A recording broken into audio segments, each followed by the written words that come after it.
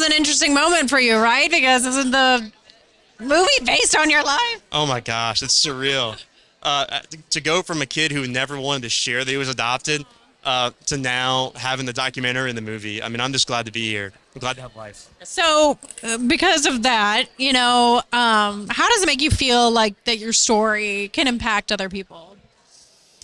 We've seen people visibly be impacted by our story ever since the I Live in Parker Avenue documentary released in 2018. It's impacted adoptees and birth parents and adoptive parents in ways we never would have imagined.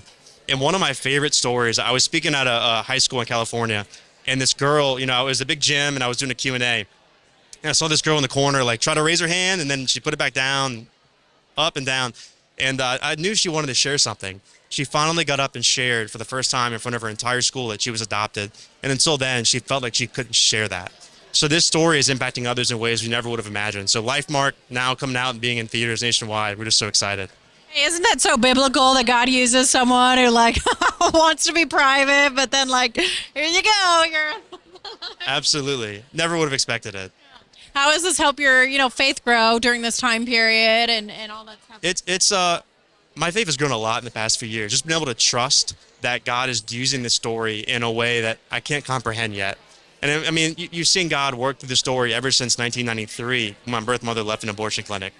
And you've seen him now, help us reunite. And so to see him working through the story to impact others, I'm just glad to be a part of it.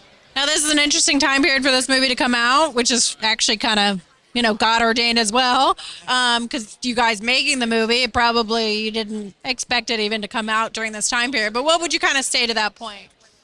This wasn't planned. Let me just say that, right? I mean, this is just God's providential timing. This movie was supposed to happen a few years ago, and then, like all things, COVID, caused a delay.